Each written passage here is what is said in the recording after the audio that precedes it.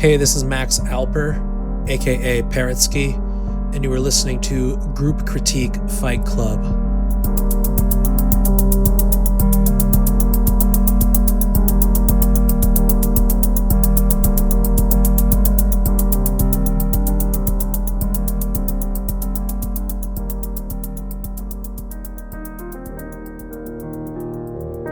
Beep, beep, beep, beep, beep. We are back. We are back, better than ever. And we're live too. Oh my goodness, we're live. Look at this fade out. Look at this fade out. Graceful. And it just cuts right there. Gotta love my old iTunes browser. Hope everyone is doing well. We got a doozy today. It's the November through December 2025 monthly project. I got a ponytail now for the occasion. It's a new day. It's a new day, ladies and gentlemen. Max is growing his hair out, and it's long enough to it's more convenient to pull it back than to leave it greasy in front. Hope everybody is doing great. Uh Once again, provided support being provided by our friends at Tape Trade, uh holding it down, creating our audio infrastructure for in-browser playlists, hosting all of our files both in stream and then after the fact. Link in the show notes.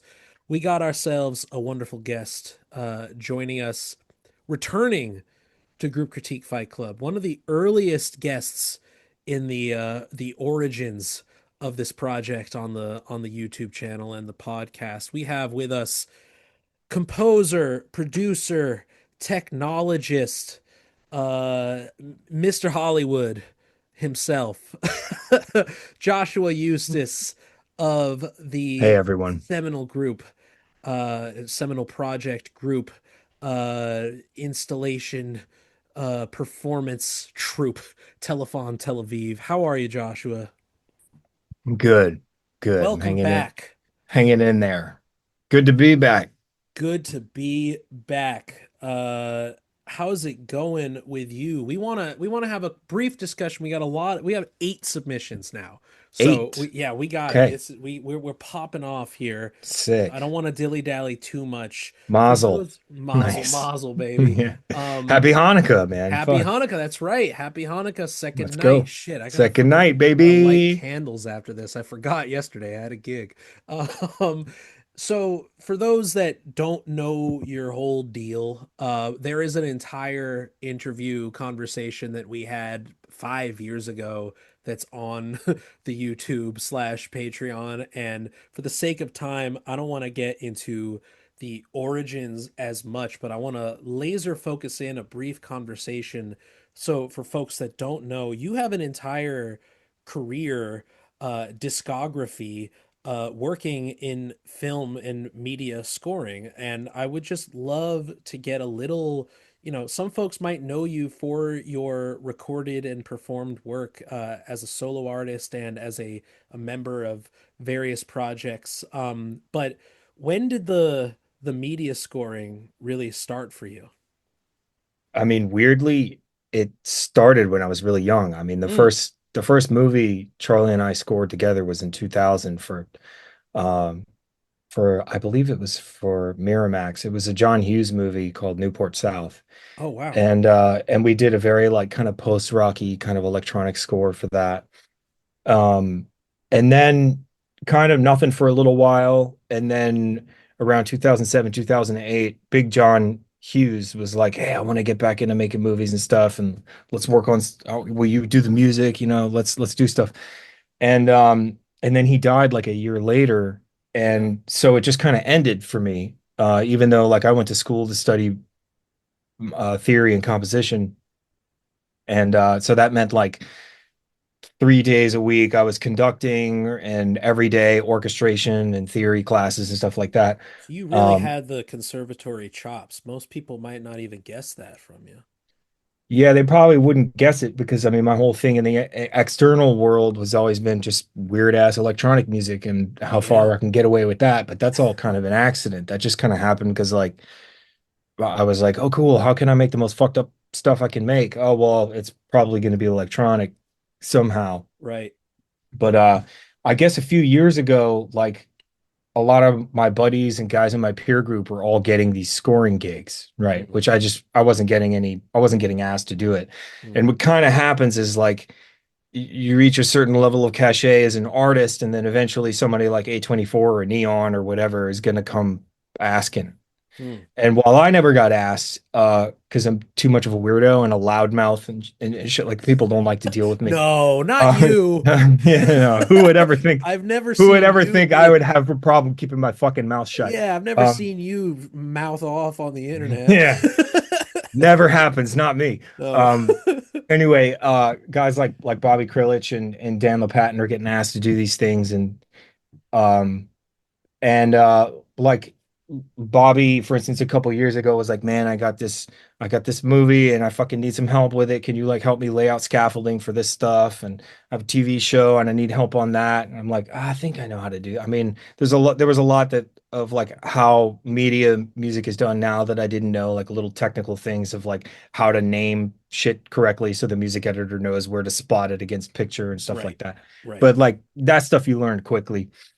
And then like I guess like late last year, Dan and I were talking, and Dan was like, "Man, fucking Abel needs choirs on the new Weekend record. I don't know how to do that. Do you know how to do this shit?" And I was like, "Yeah, yeah, I got you, man. Like, So can I do everybody, it? Yeah, I'll real do it." quick, Daniel being One O Tricks Point Dan Never. Dan LePatin, yeah. Yes. Abel Um, being The Weekend. the Weekend. Okay. So Dan's producing stuff for the Weekend, and Yes. he's like, he wants choirs on all this shit, and so he brought me in, and I got to talking with Abel about kind of what he wanted to do. Like, yeah, we want to use vocals like an effects processor, and the choirs are going to be kind of like reverb and stuff. Oh, okay, cool. So this kind of weirdo shit. All right, right in my wheelhouse. And that went great. And then Dan was like, dude, uh, I got the next Safdie movie, the Marty Supreme. And Mm-hmm. Safdie's already talking about kids choirs, like boy soprano choirs or whatever, and a real adult choir and an orchestra. And Yeah. I don't know how to do any of this shit. Do you know how to do this shit? I'm like, yeah, yeah, man. Like, let me help you. And so that's what I've worked on all summer. I was in New York, working with Dan And this is such a and good coincidence that we're doing this now, right? As Marty Supreme is premiering this month. yeah, That's a yeah. total, I did not actually time this out that way. It is strangely fortuitous timing because I mean it hits theaters and on the coast this week, and then Christmas and like the D market towns that I hang out in most of the time. Um So we don't need to have any pluggables from you beyond that. Just nah, go, nah. go, go to the pictures. Go see it. I mean, like, yeah, go see it. Like, I still haven't seen the whole picture. Like, Safdie was kind of pissed off at me about that. Like, the last we had like a little rap night or whatever. We're like wrapped up and we went to dinner and stuff. The couple of producers and Yeah. Josh and me and Dan and Nathan, who's a co-score producer with me. Hmm. And and Josh was like, "Well, what do you think, man?" And I'm like, "I haven't seen." I was like straight up, dude. I'm not even gonna lie to you. Like, I've only seen the 46 minutes and 25 seconds that we scored, and I Yes. very specifically did not watch the rest of the film because I didn't want to watch like I didn't want to see the A24 watermark and all the shit on it. Like, Yeah. I'm like, I was like, straight up, I'm a huge fan of your movies. Like, they're like Uncut Gems is one of my favorite movies of all times. It's like a comfort watch for me, That you're which a is like fucking it's kind of crazy person. yeah, I'm fucking psycho. Yeah, it's a comfort watch for me. It's just like I think it's just a perfect film, and I don't really know that films can be better than that. And I told him I was like, look, and so I want to experience this like with my mom and my sisters and like in the theater. And he's like, okay, dude, all right, I forgive you, I Fair forgive enough. you. But I can tell you the score's nuts. I mean, we went nuts on this fucking thing. It's crazy. We Yeah. had a blast doing it. It was like a life affirming experience getting to work with Josh and Dan and Nate on this thing. That's fantastic. That's really Yeah. great. I mean, do you feel like, and you were saying, like, I mean, it sounds like a lot of this is just good relationships as a professional musician, working both starting as just an independent musician, and then, like you said, eventually these studios just come knocking. What is that? is that a music director, the director themselves, a producer who's just got a good ear and who just like, I want that. Like, how did someone like, I don't know, like Daniel, for example, like did the softies just listen to One O Tricks? Like, what Yeah, is that? I mean Yeah, straight up like yeah, it like I don't want to speak too much for these guys, but as yeah. I understand it, like both in the case of, for instance, Bobby Krillich, who's known as the Haxon Cloak, Mm-hmm. he was making these sick ass fucking records on Triangle, like Mm-hmm. early teens, and and Dan doing One of Tricks Point Never. Like Josh was listening to One of Tricks Point Never. Ari Aster wrote Hereditary, I think, while he was listening to, Listen, or no, he wrote Midsummer Midsummer, yeah. while he was listening to the Hacks and Cloaks excavation. Right. And I'm And so he assuming I'm just assuming he did the same thing with Colin Stetson stuff for Hereditary in that could case. Then be, yeah, yeah, yeah. I don't know, so I don't want to speak too Yeah, much, but yeah, it's yeah. basically like Ari like reached out to Bobby and was like, "Yo, dude, can you score a film?" And Bobby's like, "Yeah, mate, I've done some, he was doing stuff with Atticus Ross Mm-hmm. Mm-hmm. and working on, Michael Mann movies and whatever Atticus was working on at the time. And Atticus like just kind of opened the door for Bobby in a way where he was just like, "Here, do your thing, like just add your touch to it." Yeah. And he killed it on all that stuff. And so Ari gave him a shot and he did Midsummer, which is like, it was like this dope movie with a killer score, and then he's been off to the races ever since, really. It's fantastic. And So Dan was just like the Safdie guy, yeah. Yeah, yeah, yeah. you So know? it's if the takeaway that I'm getting here is to not be trying to make X type beats even in film scoring. Don't be making John Williams, Hans Zimmer type beats. Make the music that you want to make, Yeah, yeah, and for the sure. Like, people will find you when you put yourself out there that way. yeah, I mean, I don't know that it work. It's obviously not going to work for everybody. Of course not. I'm There's just not a lot of saying. room in Hollywood, but I think people Yeah. need to like need to stick to their guns in terms of whatever kind of records they're making. Like, Yes. you never fucking. I mean, dude, look at Kang Ding Ray right now. Kang Ding Yep. Ray makes techno, makes Hmm. electronic dance music. Hmm. It's He's one of the best to ever do it, I think. And I've like loved his music for a long time and always thought it was like, oh, this is a really cool take on dance music. It's like weird and sculpted and atmospheric in ways that dance music usually doesn't have that kind of sense of space. He frames out a space really well, and you feel like you're in the cargo hold of a giant fucking spaceship when you listen to it. And here he is. I think he just won a Golden Globe for best score, and Yeah. it's a fucking techno score. Yeah. Yeah. Like, Yeah.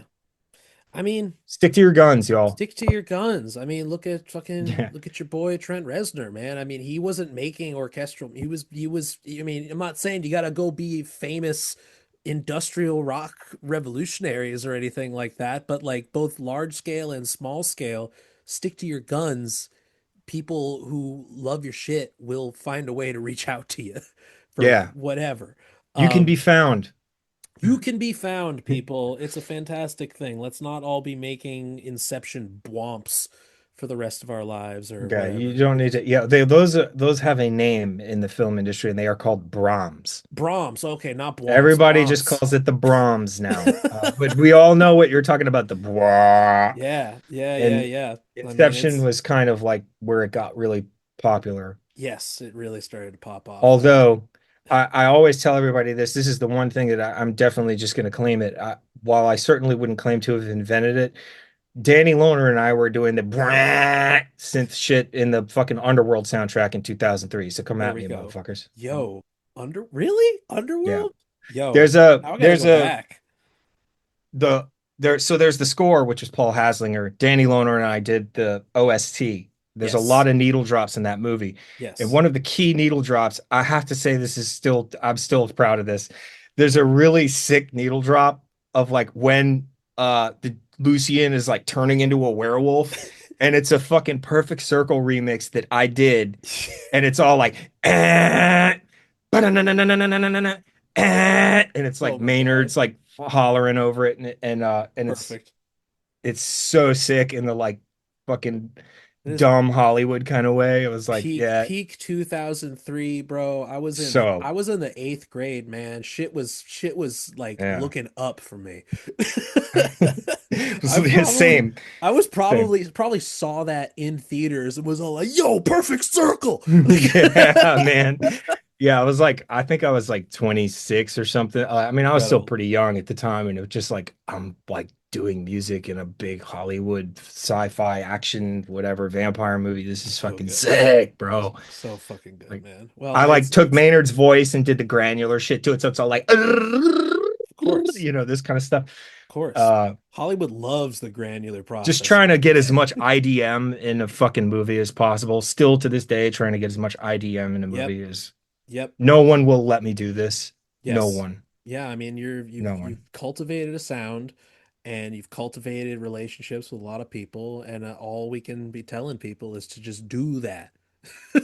I'm like Cultivate your dying sound. for somebody in Hollywood to make a sci-fi movie where they're gonna let me do my dun dun dun dun dun dun, dun, dun. Please let me Yes. fucking do this in a Yes, movie. I bouncing swear to physics God, it's gonna granular. be sick. Yes. Like I'm gonna sample my piano and like have the guilt shit that does all that timing stuff. Like, please, somebody let me try to do this. It's Yes. gonna be sick. It'll be Yes. sick. For all you Hollywood bigwigs tuning into the YouTube live stream right now, please Yeah. hire my boy Josh.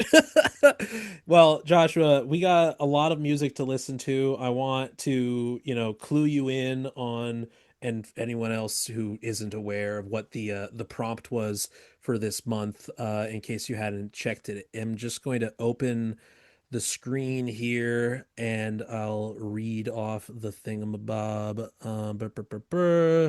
Share screen. You could see that, right? Hmm. Okay, cool, cool, cool. And we could probably, so let me move my zoom bar out of the fucking way here. Oh, I need to get my notepad ready. I gotta take Oh yeah, notes. that's right. We back in school, baby. I like We to gotta take notes, man. I like to write shit down. Fantastic. Well, let me read off to you our little prompt here. In recent months during the Group Critique Fight Club, a question has continued to arise concerning our work and progress recordings. In what video game map does your piece take place?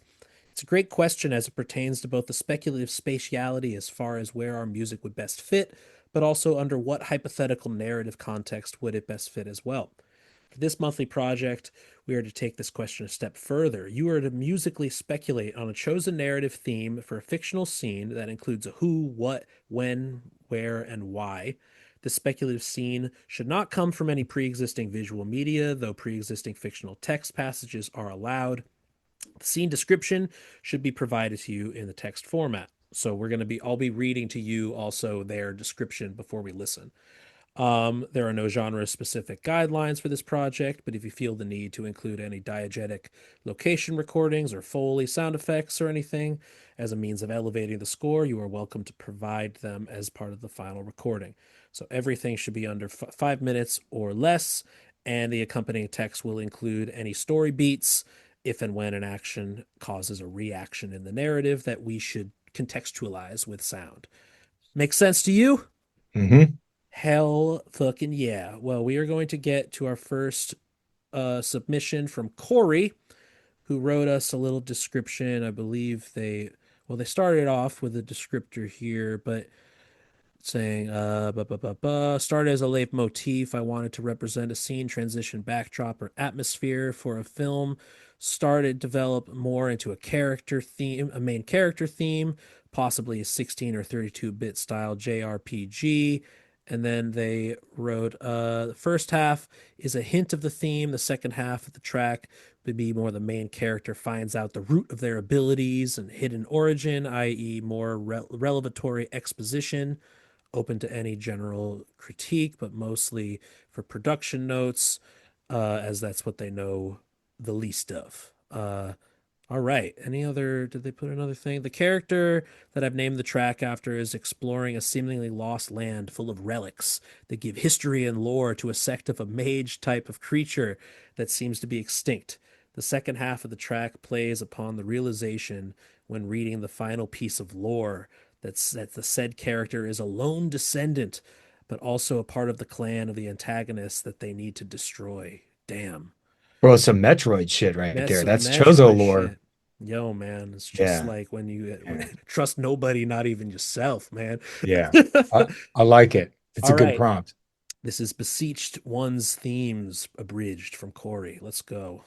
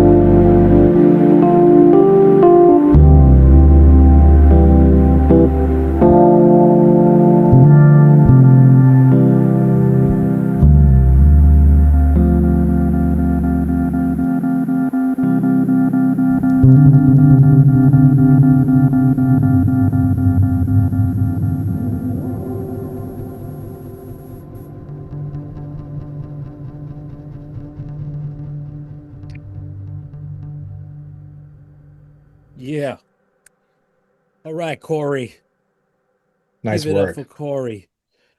I'm enjoying the both melancholy and soulfulness of the second half. Like the electric bass was actually a quite a nice touch, but I'm curious your thoughts. I know someone, I just want to mention someone had mentioned in the chat that you say 16 or 32-bit JRPG, but it's giving a GameCube coded sound. Sounds This more person modern than that. sounds more Yeah. modern. It sounds more 64 or 128, 2000s onwards, perhaps disc-based era. But I'm curious your thoughts. We got I don't want to we can't dilly-dally for too long. Maybe you show us your notes if we don't get to all of them after the fact, but please, by all means. So me now? Yeah, oh yeah, you. Uh, I want to start out by saying that like the mood of this is like right on the money. Like I think he's totally got it. There's a couple of things that I personally would do differently in terms of when you're writing for media.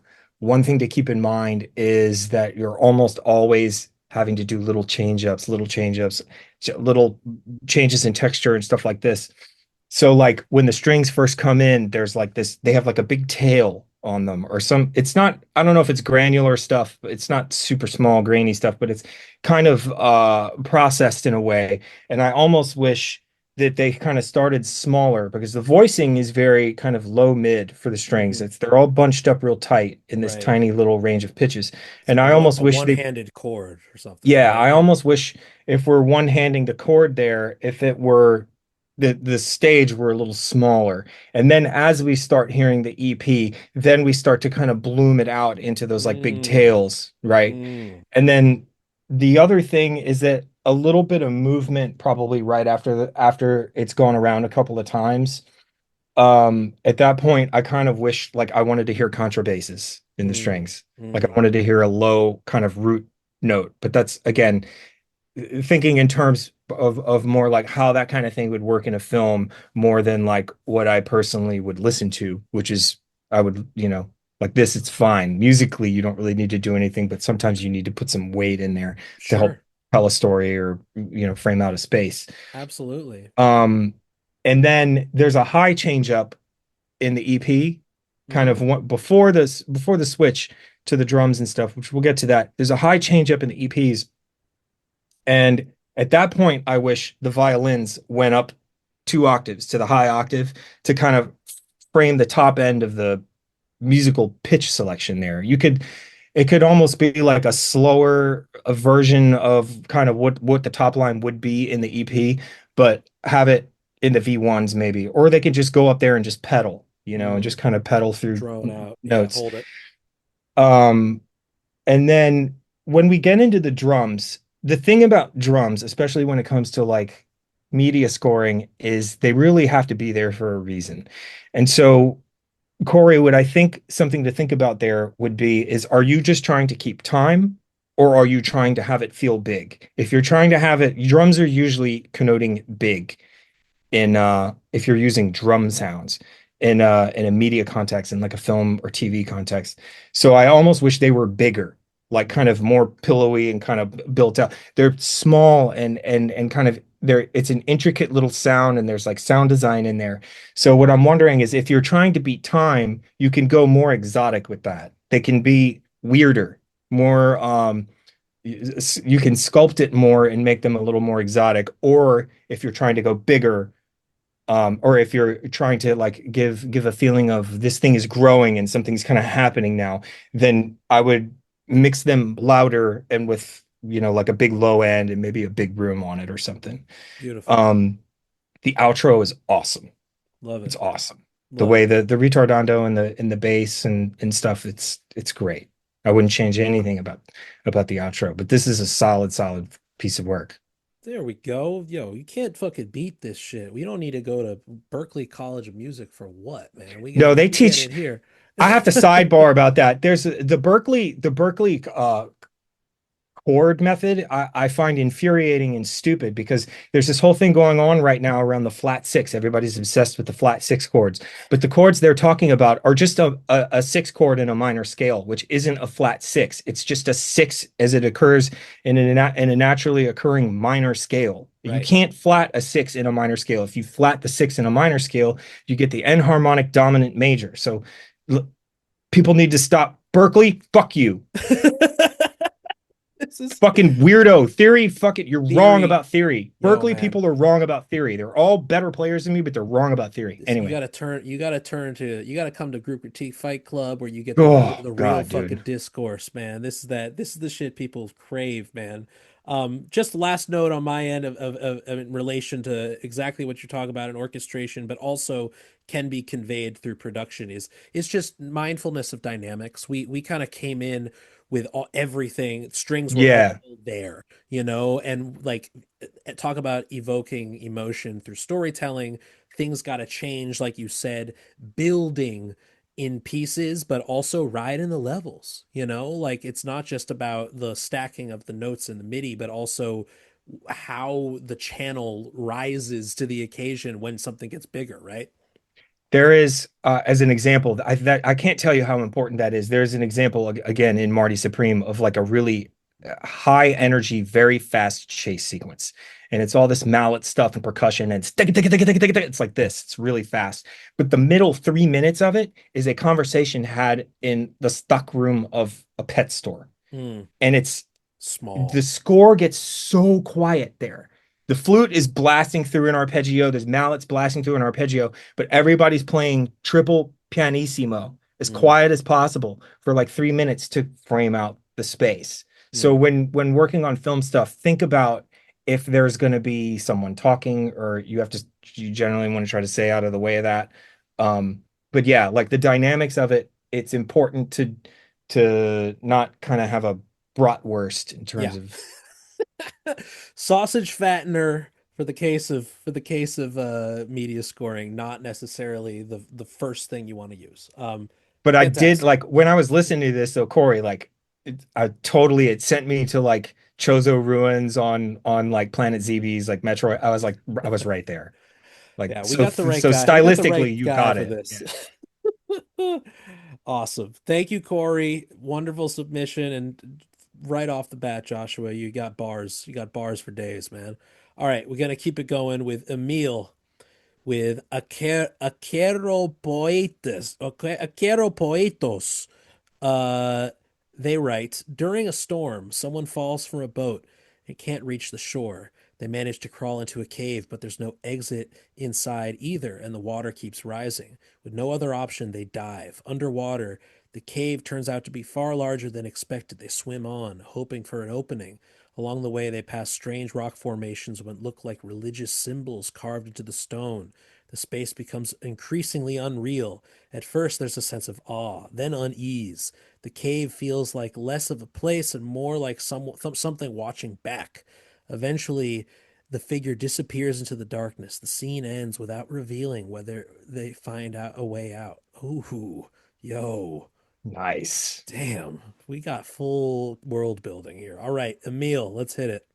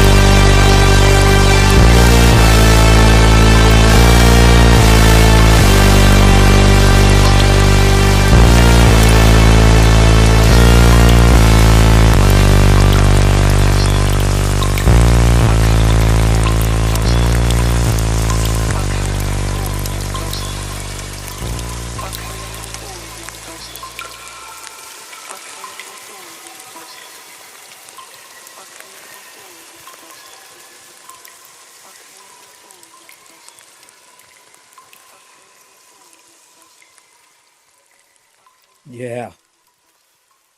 Give it up for a meal party, people.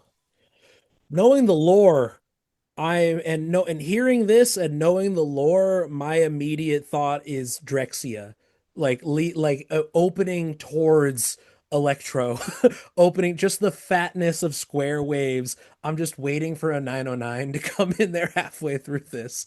No, this is talk about big, talk about rising in dynamics. I don't know. How do we feel about the pacing of this? It's 4 minutes and 20 seconds, and we kind of like within the first 15 to 20, we are full open filter fat bass right off the That was bat. my first note was Yeah. if we're going into a cave and we aren't entirely sure what's happening in the story, I would keep this bass filtered down and Mm, soft and make it you can do things to it to make it sound kind of watery. mm.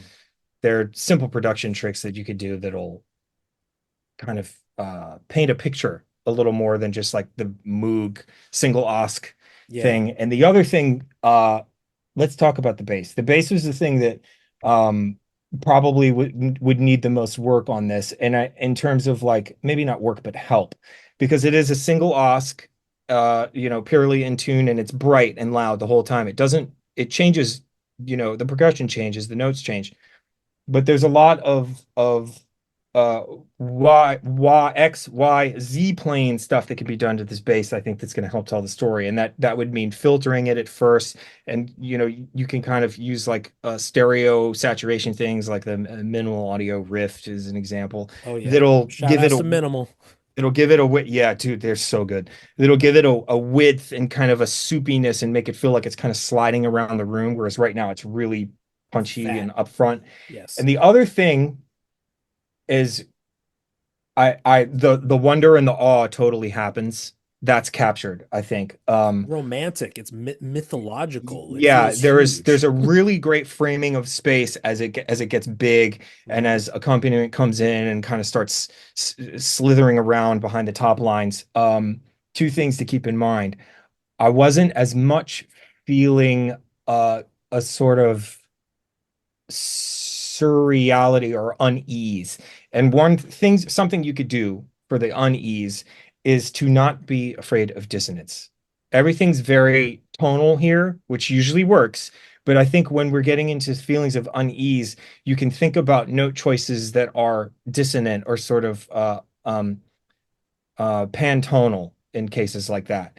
Another thing that you can do is if you decide you want to stay tonal on it, which you absolutely can by all means. What I would do then is have a second oscillator come in with the bass that's detuned and Mm. just start detuning it over time to like Bubbling. give it this feeling that it's changing again. It's the filters opened up and now there's a second oscillator that's coming in that's kind of pulling it apart into this like slightly seasick feeling. Yeah. It's slightly uneased. Almost like I mean it would basically turn this almost into a Reese, like a Right. Reese bass, if you guys know what that is. Yeah, yeah, yeah.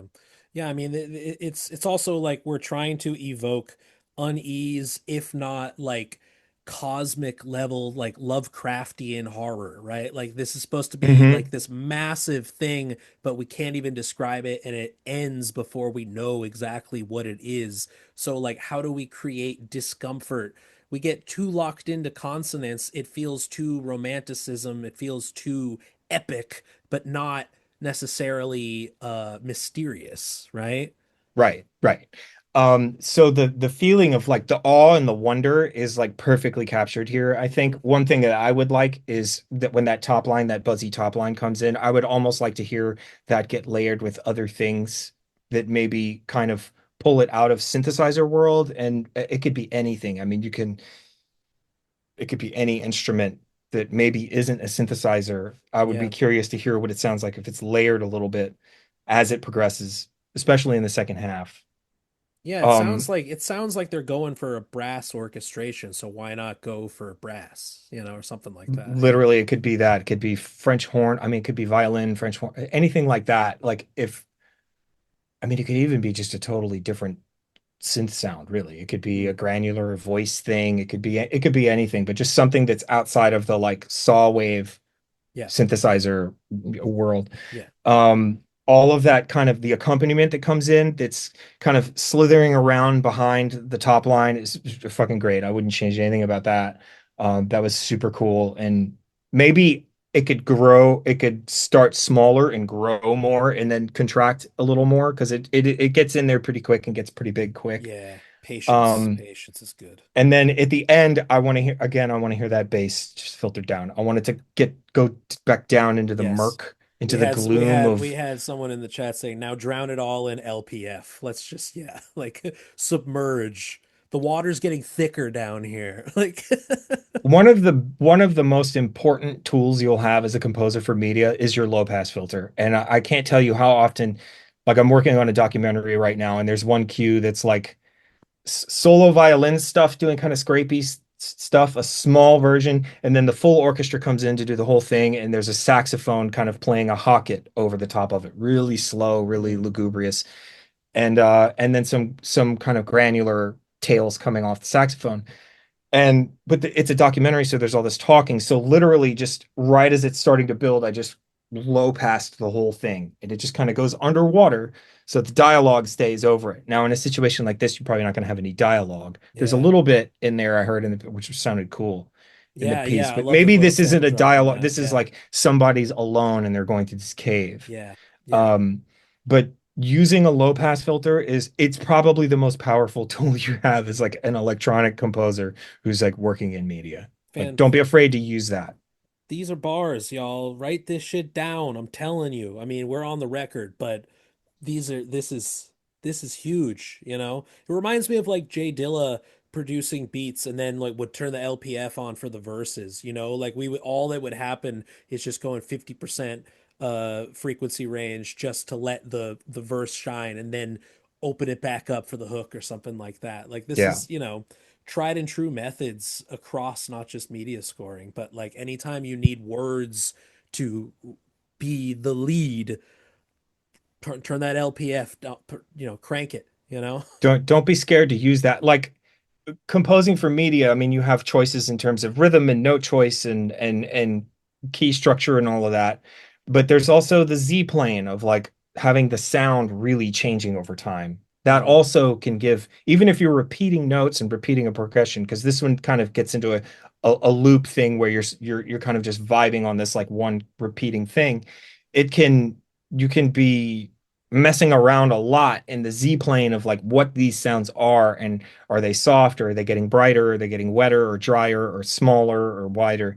And that also can give you give the the audience a sense of movement of action of things happening. Absolutely. We don't want to be stagnant in anything, you know, like just slight changes, especially because we're floating in water here, you know, there should be some Yeah. unexpected twists.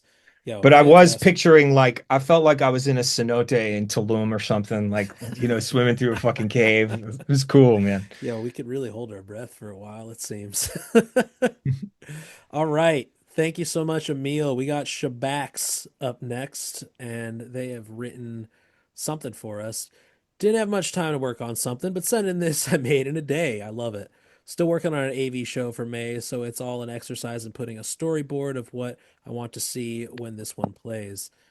Blah, blah, blah, blah. It starts by you walking out of a forest, attracted to what sounds like waves violently crashing down on a shore. The forest clears itself, and you are standing on what seems like a beach, but there's no sea, just sand falling down bit by bit as the piece of land you are on standing the piece of land you are standing on shakes sporadically. The quakes get bigger and bigger until the ground beneath you splits open. You fall down for a short moment, landing in a stormy ocean. You look up to where you were, but it is in fact an artificially constructed island floating with other ones like it. Is this some sort of man made archipelago? It is crumbling on its own, chunks of soil and rock shattering around you. One of these hit you and you sink along with it.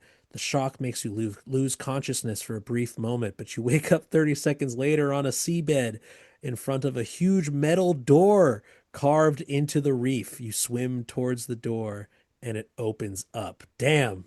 B. We We are got B. robbed We that we got don't get to B. see these movies because I these three know. ideas are so fucking This sick. is Like I'm so sick, into this. man. I Yeah, love this. I love the got world some building here. geniuses in here, man. Fantastic. All right, Shabax, as we polish this rock. That's the name of the piece. Let's go.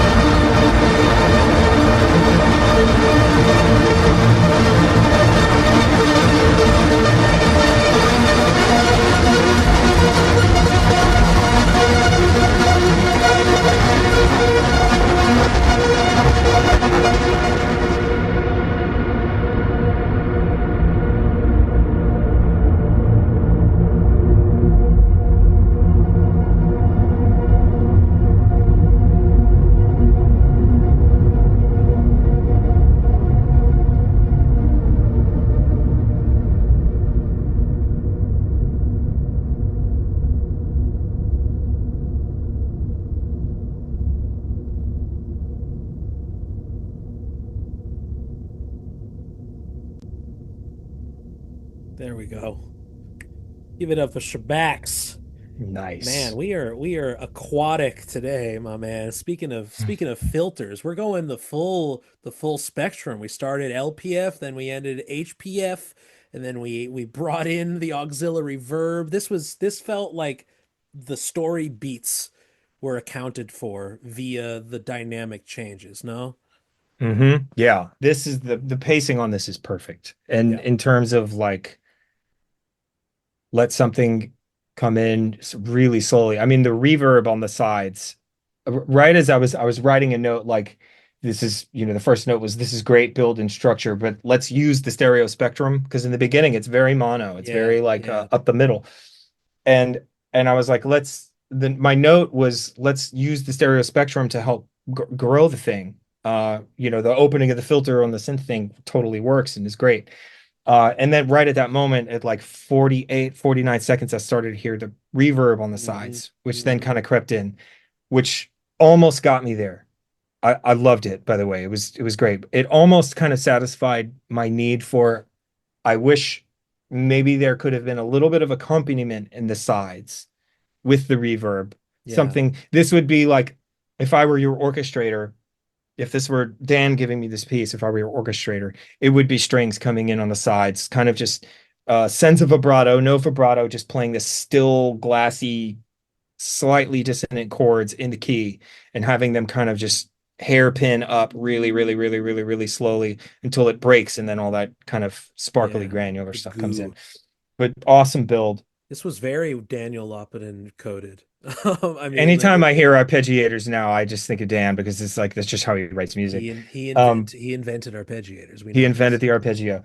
Um, my only real critique on this is in the back half when we're sparkling and the person's coming to underwater. Don't forget about bass.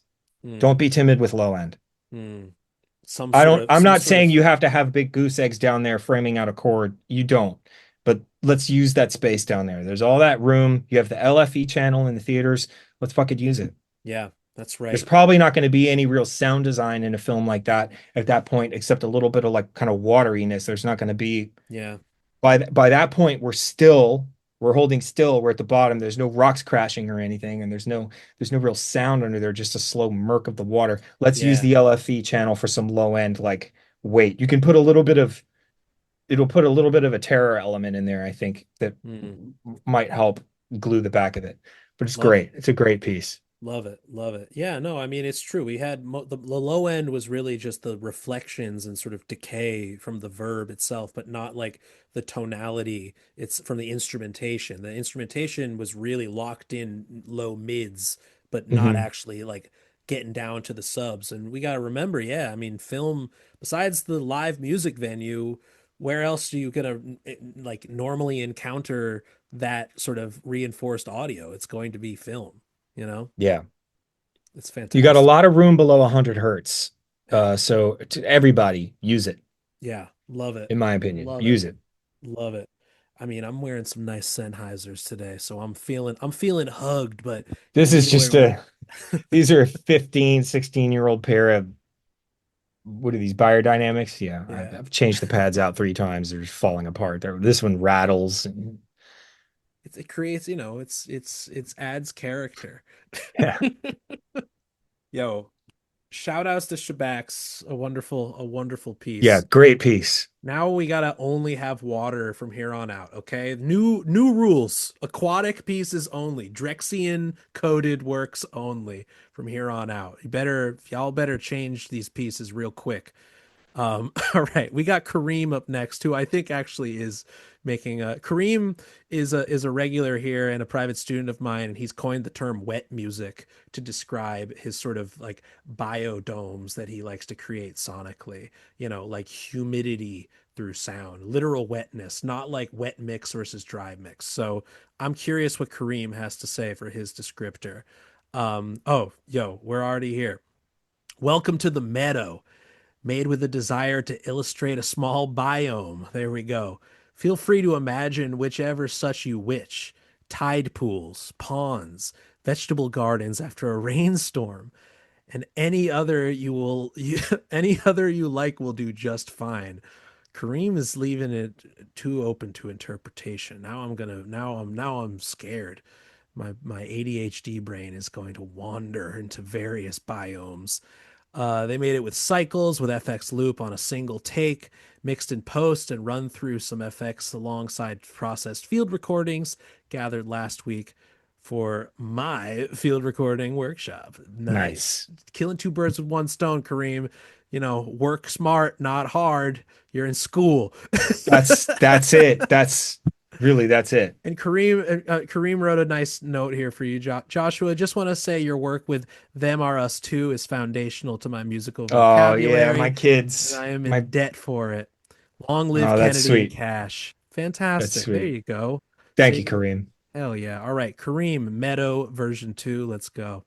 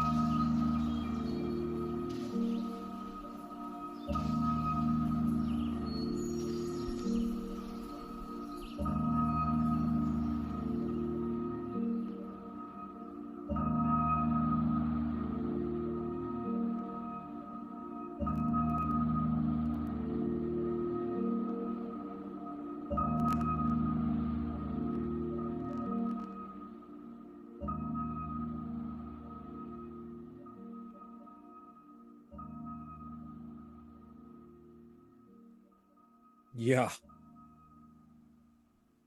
Kareem, Kareem channeling his inner Hiroshi with some environmental music for us right here. You know, this is getting us to the core of the original prompt of, which video game map does this take place in? And we've talked about with Kareem's work in the past of specifically of, is this an open world? Is this a platformer of these different types? Because it's very creative through its usage of repetition, right? It's not your typical media scoring sort of prompt that has a trajectory of changes that are big. These are small changes here.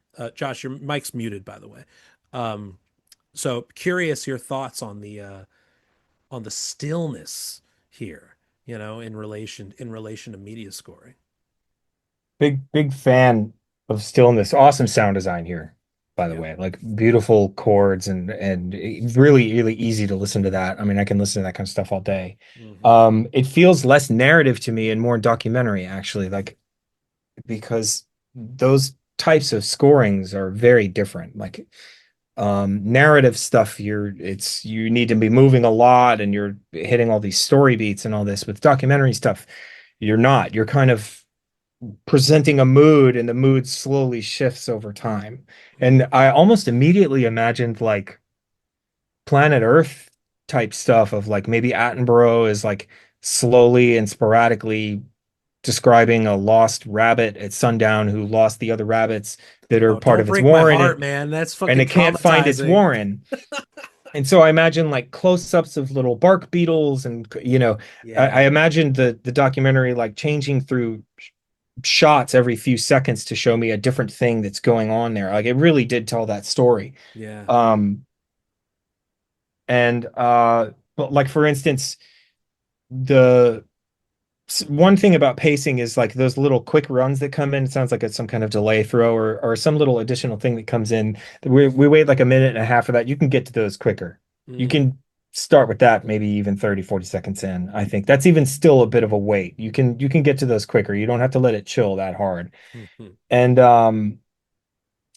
uh I think maybe the only other thing you could do if you needed to, and you might in the case of a documentary, or in the case if this is like Breath of the Wild and you're in the overland and you're like walking through a forest or through a certain biome where this is kind of the score and it comes in and sort of repeats itself to set a mood, is often they'll just do one chord shift. It'll shift Mm-hmm. down or it'll shift Mm. up Interesting. and then it shifts back. You get a two chord thing, and it that second chord can be wonder, or it can be danger, or it can be safety, or any of these other things for instance, in a video game biome that would need to get conveyed to you. Like first, when you go into the forest, it's this kind of beautiful thing, and you're kind of trying to figure out what it is, and it's nice, but maybe you don't know that it's dangerous, and then it would shift to something more tense. Mm-hmm. Or it's you find the statue, the little pedestal where the master sword is buried, and and then you get exciting. The chord shift would be something exciting. Mm. But this is dope, really, really dope. And I guess my only real critique would be you got to find a more elegant way to get out of it. Fading down is cheap. Ha Don't be ha. lazy. This is what You've we already this done all this. You've done all this beautiful work on this, and then you're just going to fade it down. No, get out. Use a smarter way to get out of it. And it's kind of up everybody to you to figure out what that is. But it's probably going to have to be a filtering, or you have to slow down the pace of how often the repetitions are happening.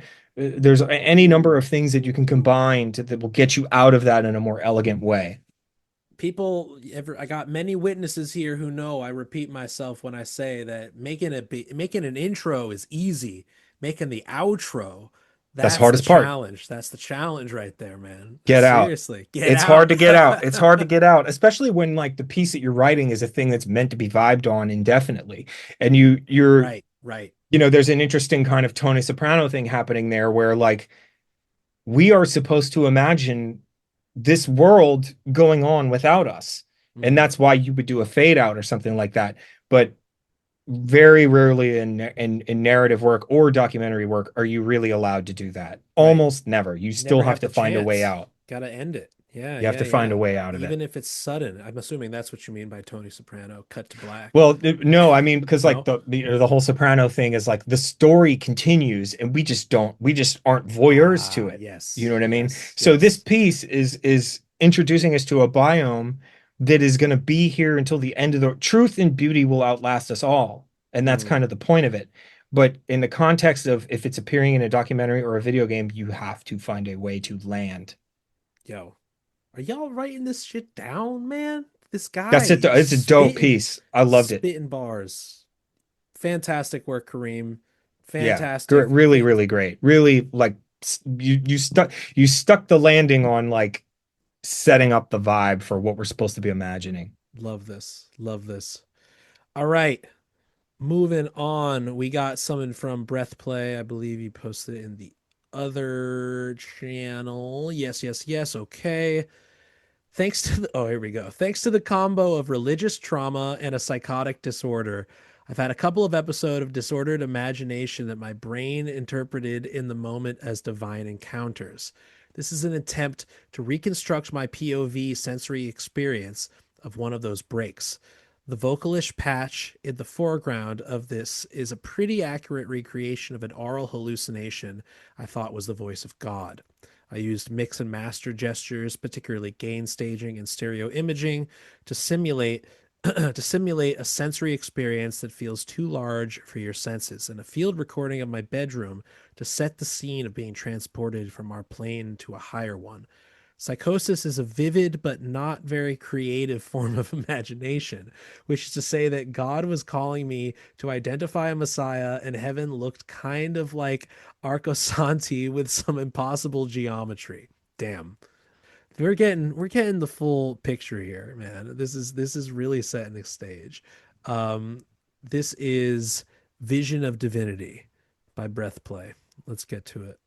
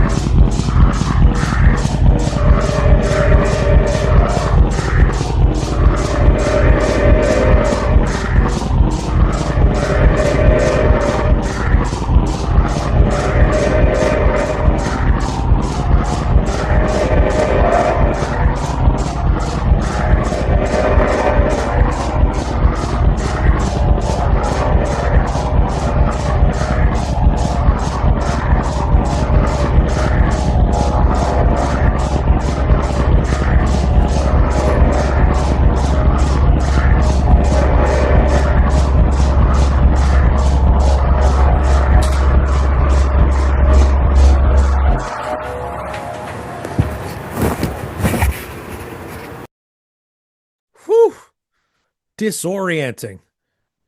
Fantastic breath play. This is giving me Thomas Bangletier's collaborations with Gaspar Noé, specifically like the Irreversible soundtrack that, blends this strange line between both diegetic and non-diegetic sound design and straight up minimal club music. You know what I'm talking about in Irreversible? You know that one? You know what I'm talking about? Yeah. You've seen I it. You've mean, seen it. like, yeah, there's always been I've always been kind of fascinated with the way Gaspar Noé uses music in film, specifically like Enter the Void. Yeah. Of like I became obsessed with the idea of club music heard through a wall. Mm, You're And speaking breath this plays language right now. Yeah, this is I was doing a little bit of that on the Sons of Magdalene record. I did a version of the song "Oh Death" that Ralph Stanley made. Probably it's an Appalachian hmm sort of traditional. And I did a version of it that's like club music, but it's like you're in the bathroom and you're hearing it through the wall. And that this like again, like thematically, I think Breath Plays kind of uh nailed the assignment here. Like I definitely imagine a sort of psychotic break. That's what this made me feel. I almost wish the only little critiques I have for this really that I almost wish that bass pulse got nastier and heavier. Mm, Um, there were parts where I was like, I really want to feel it in my chest, and it still felt light, kind of almost burial-esque, in that it is framing time, but I wish it kind of got bigger. It could grow over time and contract, expand, contract. Um, maybe a couple of little like textural things would be like there's a point at the halfway point where I almost wish there was like a really high end, like top end kind of papery element to it that could come in to kind of offset or augment the vocal patch, which is kind of chugging. And I hear it starts getting, broken up, granular stuff. I love that stuff because I know all too well that's what it actually does sound like. yeah. Um, my last real comment was like at like 20 seconds before the end, we start to hear the vocal patch just kind of starts shifting in tonality. And it was so cool. We should get a lot more of that. Mm, And I almost think like it could slowly be doing that 30 seconds into the piece, you could start doing that. And then it could shift again, and then it could shift again. And it doesn't need to happen super often, but that was like a really nice kind of ASMR moment for me. And don't be timid with that. It's cool. Don't be shy to do stuff like that or think you can only do it once. I mean, sometimes when you do stuff like that, it can be like if you do it too much, it can be like putting an exclamation point at the end of every sentence. But if you're doing it like a handful of times, um, again, it's just going to give movement and depth to the right. piece. It'll Right. it'll help tell your story. The occasional changes. Right. Yeah. Yeah, and they Breathplay wrote in the chat here, the low end of this was inspired by natural infrasound phenomenon said to cause upticks in supernatural sightings. That's interesting too, right? Because it's like I don't know what those words mean, but that infrasound sounds cool. infrasound being like that sub bass, like Yeah, like earthquake. You're in LA, you hear an earthquake, man.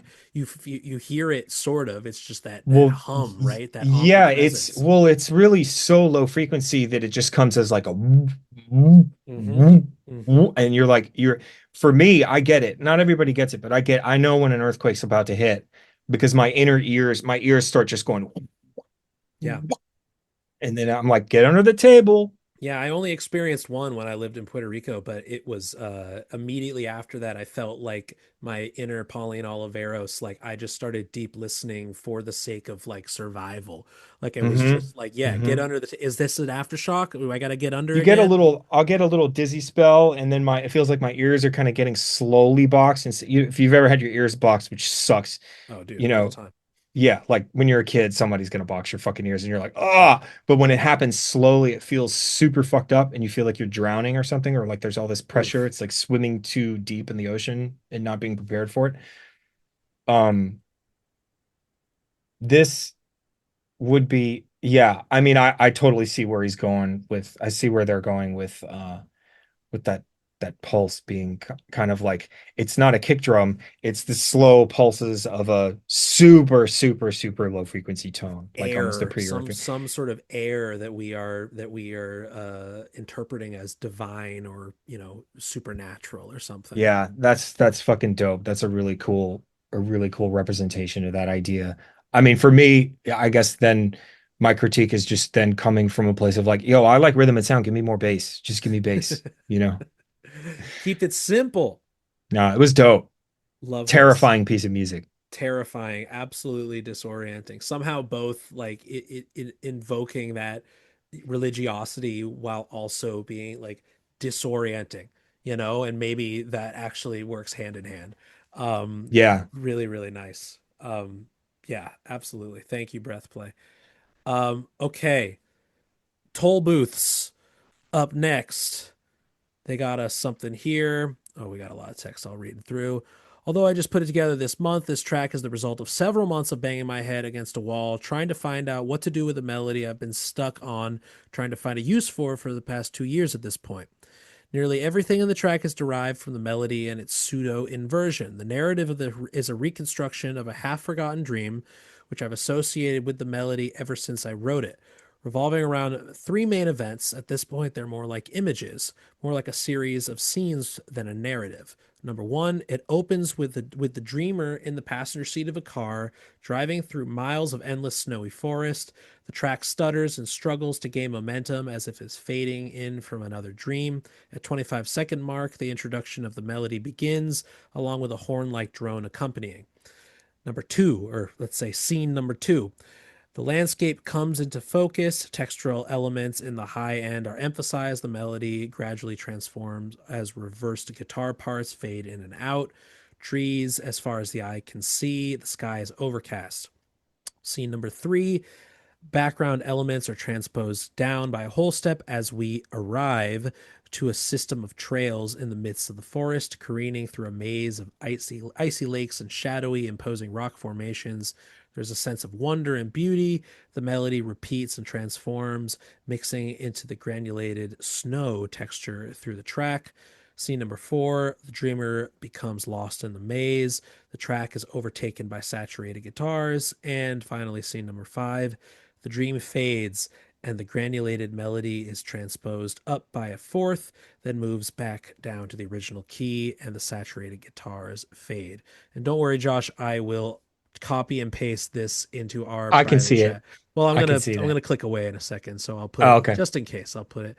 Oh wait, no, I'm past the I'm past the word limit here for Zoom chat. I'll send it in two chats. Okay, cool. Let's get to it with Toll Booth's Snow Dream Drones.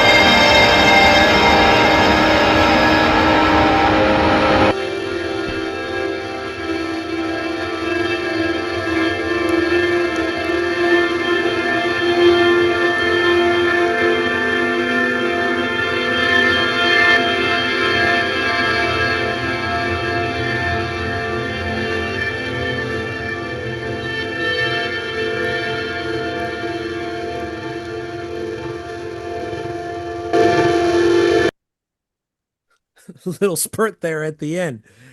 Hell yeah. Shout outs to Toll Booths for that.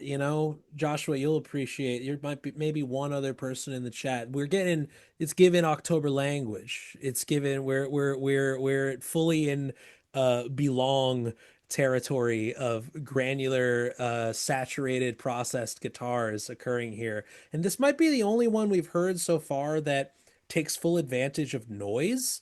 Maybe I don't know if we've heard much like noise as an instrument category, beyond just saturated, distorted instruments, but hearing fuzz and static and snow, like he mentions here, and the utilization of noise as both something that could be potentially daunting or, foreboding, but then this, euphoria that emerges out of it, it's a delicate balance here, and obviously story context can sort of enhance our interpretation of noise. I was curious if you had tuned into that at all. Yeah, I immediately started thinking about you can't have light without darkness, and if a piece of music is only beautiful, then it becomes sort of boring or Mm, hackneyed in some kind of way. And this one really does a great job of like introducing these kind of terror. I always call it a terror element. Like whenever I'm working on anything, I'm worried about is there some element that sort of unseats this from just being cloying? mm, A big problem in my own music early on was that a lot of it I feel is kind of cloying. It's like there wasn't enough of there wasn't enough grossness in it for it to feel balanced or truly, kind of cohesive in a way. It was too pandering to be pretty. And I find mm, that this is a big problem in a lot of music where it's just all pretty or it's just all gross or whatever. Kind of, for me, it takes all kinds. This one did great at that. It's gorgeous when it comes in. Again, don't be scared of the low pass filter. You could use that in the mm, beginning. mm. Especially if you're working in narrative stuff, that's going to help you use low pass filter here and there. Try it out. Just see how you think about it. I Well, have they one they big they said in the chat they love belong. All right, we got belong heads. okay. We got belong Right heads. on. We got belong heads in here. Sick, sick. Um, I have one big critique of this, and it's a production thing mostly. It's a little bit on the arranging, but it's mostly a production check. You've made this beautiful piece of music. It's dense, it's lush. There's all these ideas in it, all these things happening, and everything's pretty much panned up the middle. Use your panning controls. Uh, Mm, put me in there. Frame out the space, the entire space of the dream, and then put things in the dream, right? Right now, everything's kind of like this. You've got this wide reverb comes in, but I can't stress to everybody enough how important it is to remember that the sides aren't just for reverb. They're for notes and sounds too. You can put stuff there. Use 50 right, 50 left. Use the whole thing. By God, please. and movement. Um, Don't just stay over there. that's Move it that was my around. next note. My next Okay, note okay, is that okay, good. sound is does not, and in my opinion, almost rarely should be fixed in space. Mm, It can move.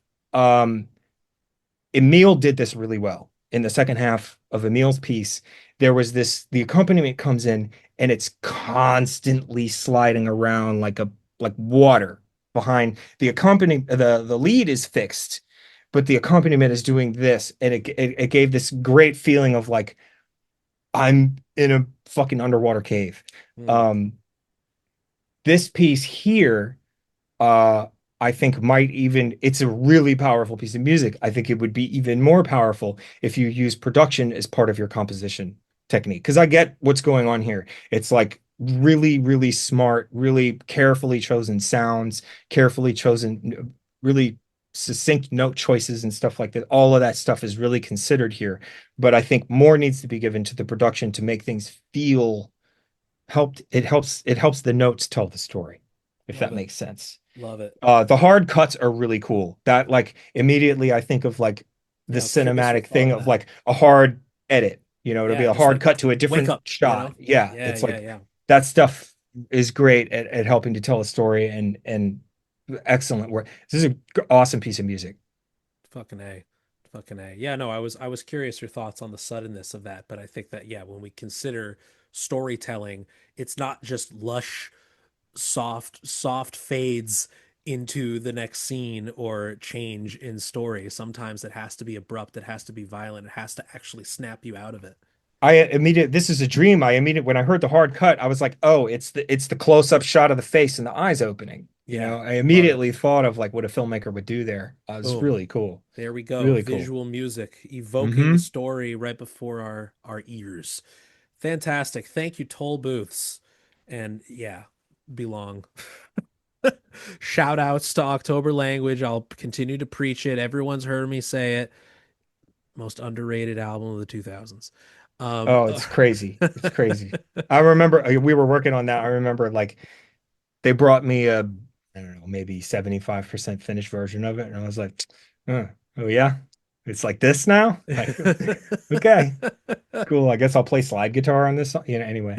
Um, what could I possibly add to this? yeah, it was But like talk shit's about so good. motion, rotary sounds. Like it's like Oh, that's whipping it, Turk's thing. I mean, whipping and it. he did a lot of that in Second Woman, where it was like Yes. I would be working on like beat structures and like the structures of how the chords are going to move through time.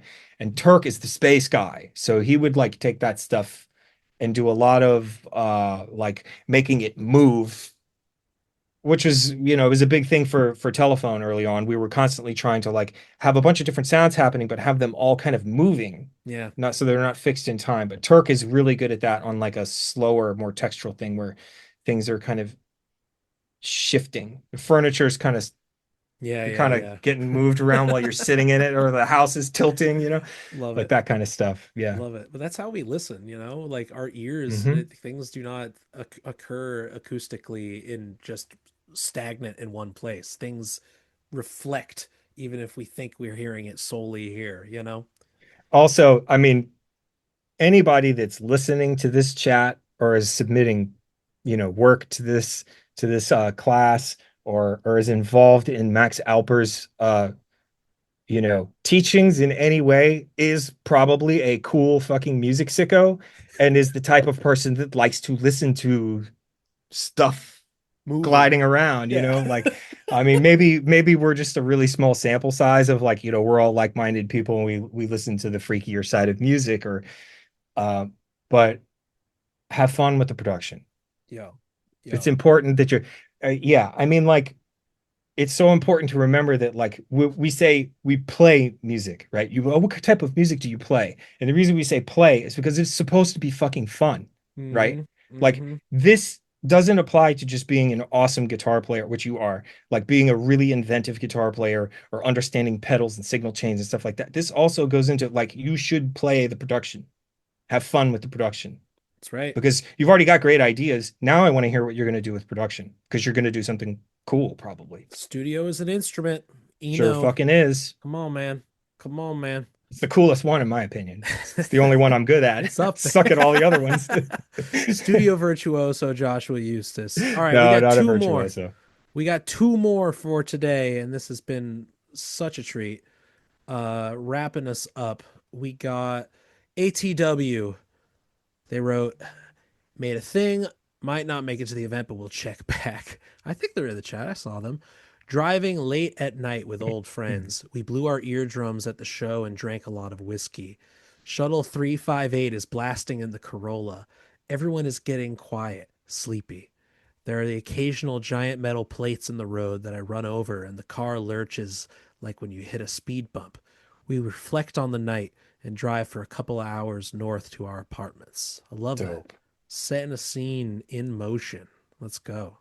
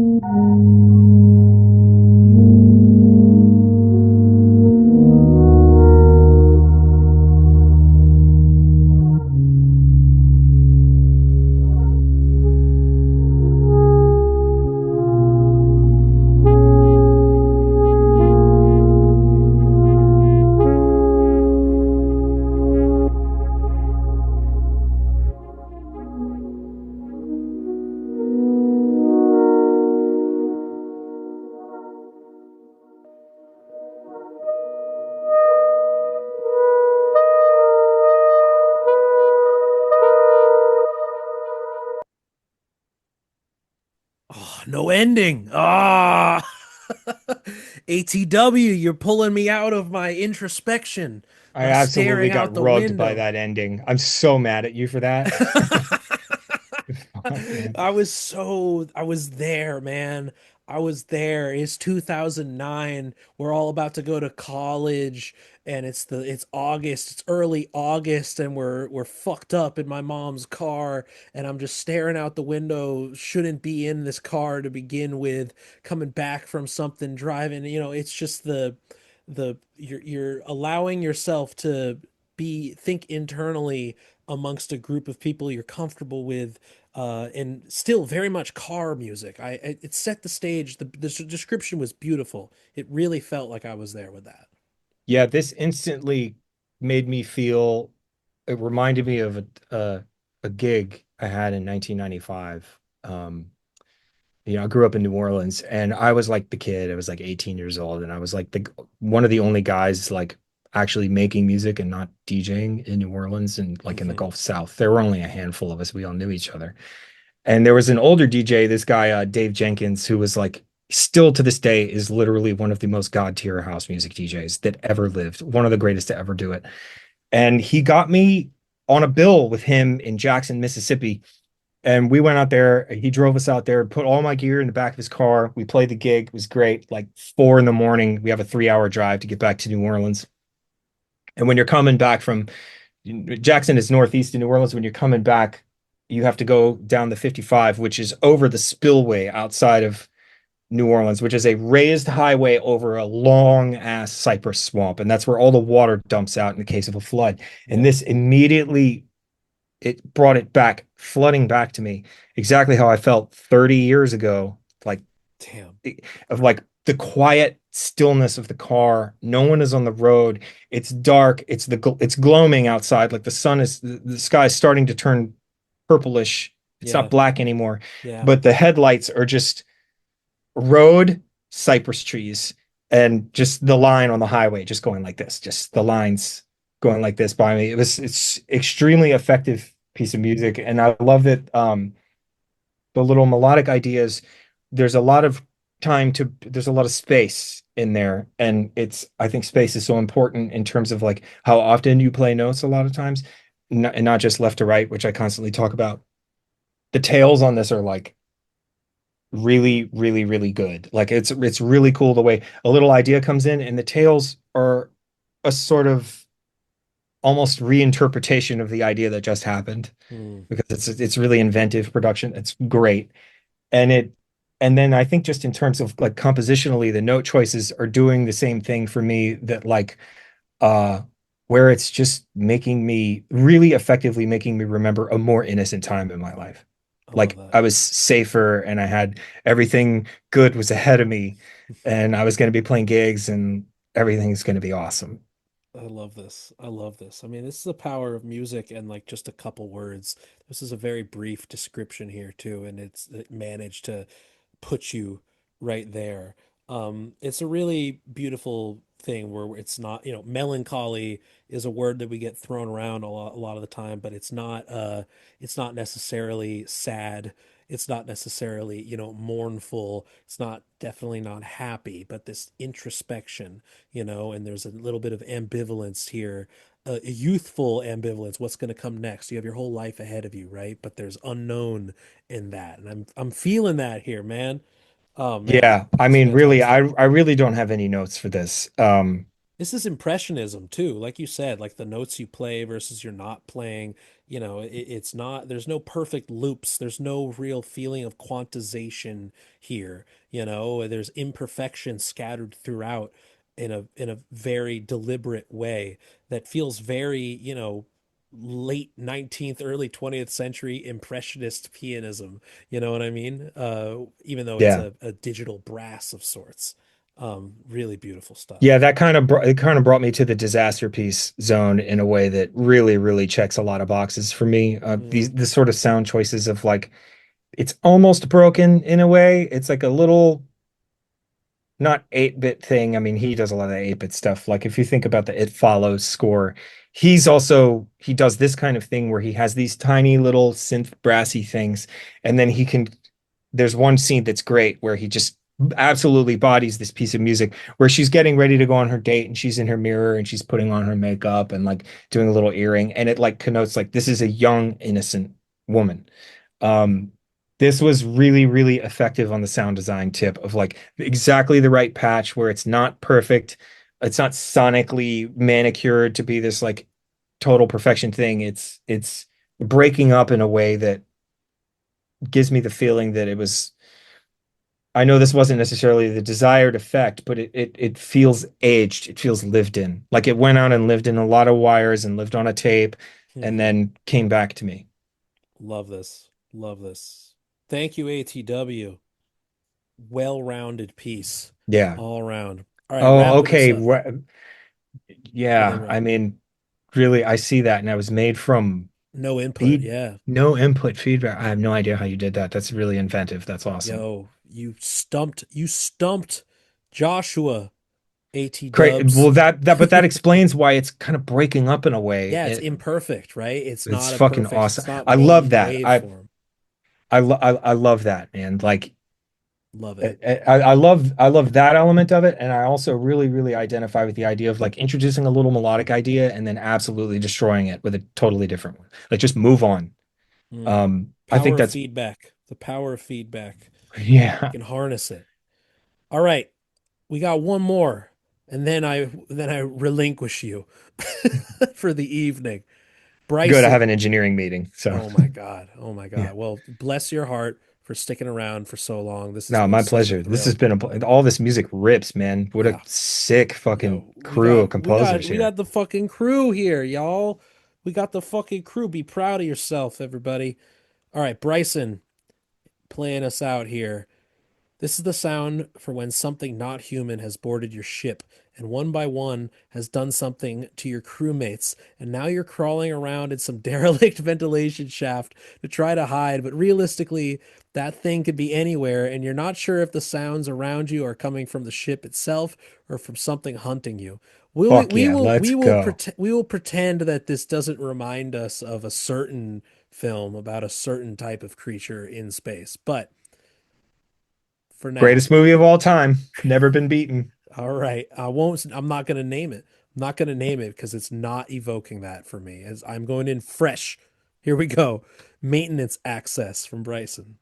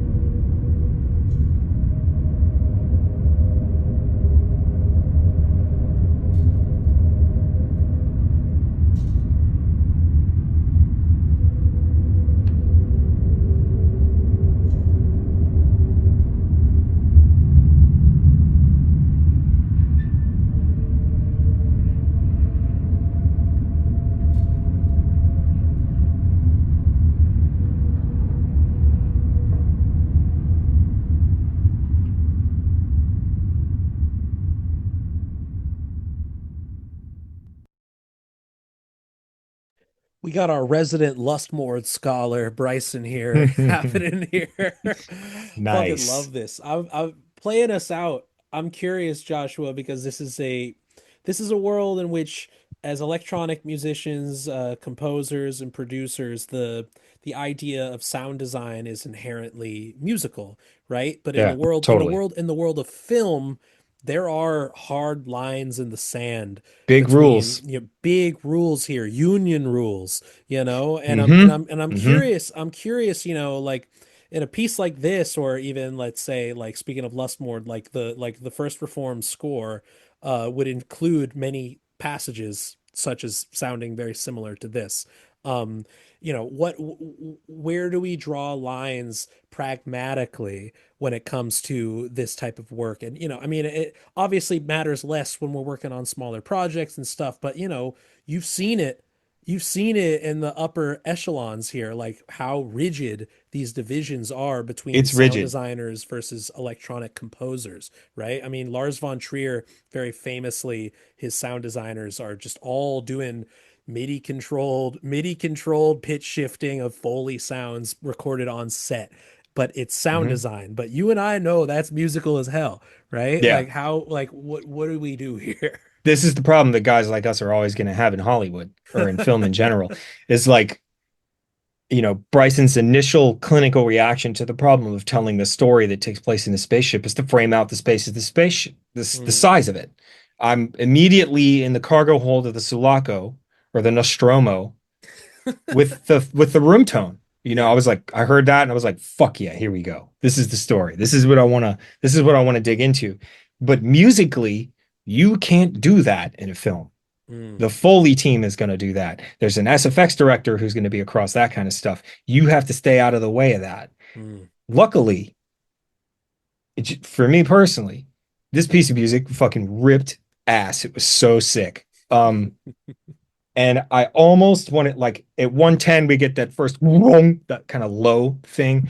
I almost wonder if, like, what if we had no room tone in this and it started with that and it was just the piece of just all of the little events happening, the little musical design elements in here, which aren't Foley in the movie sense, but they're Foley in the compositional sense. Yeah.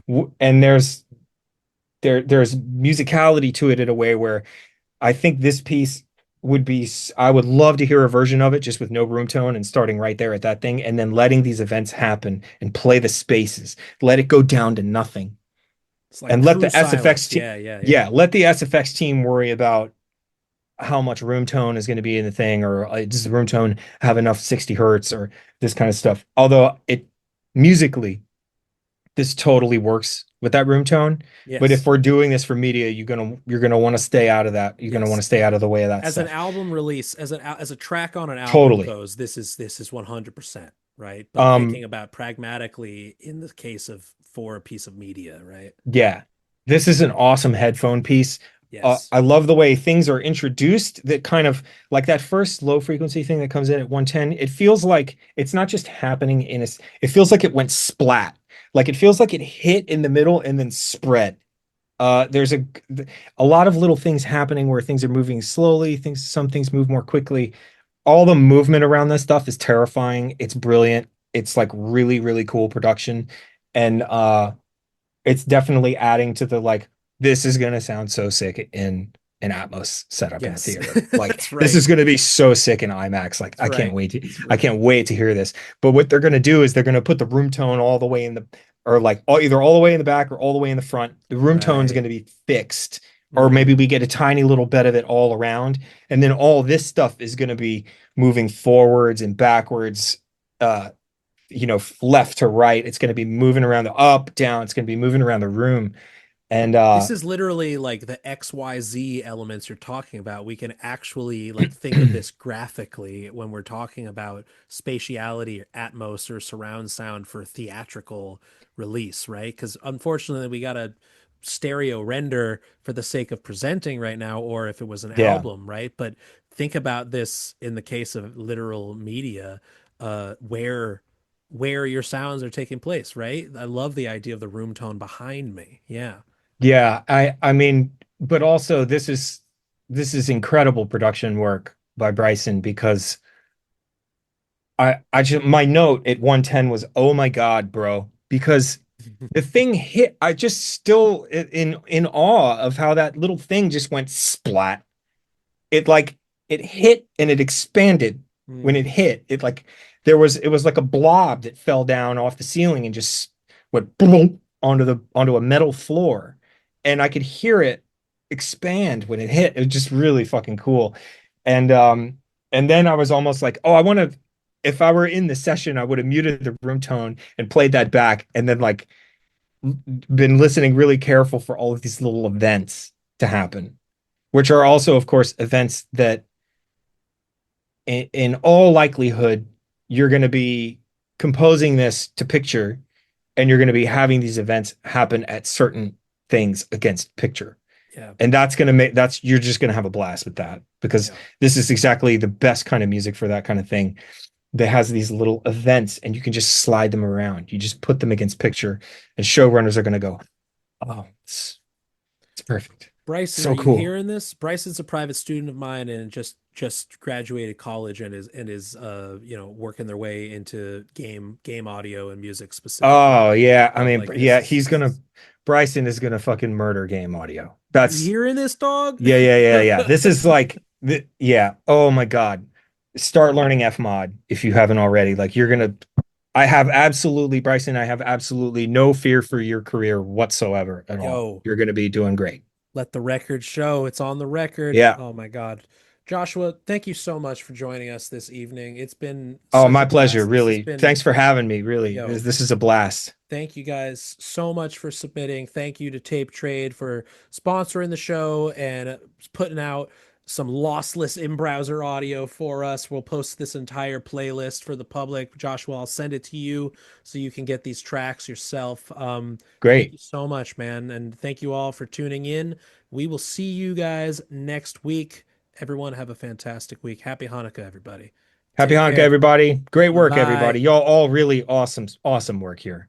Awesome stuff. Thank you so much, Joshua. Talk to you soon, man. Later, y'all.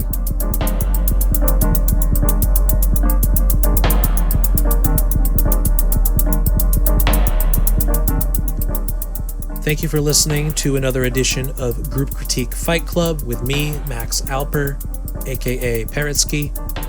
You can sign up for the Patreon at patreon.com/Parrotsky to get access to our Sunday Zoom school on top of the regular live public stream. Public stream takes place every Monday at 7 p.m. Eastern. All are welcome. And you are listening to the track Atop Alp Dog Mountain, Ja Plays Pokemon Go by me.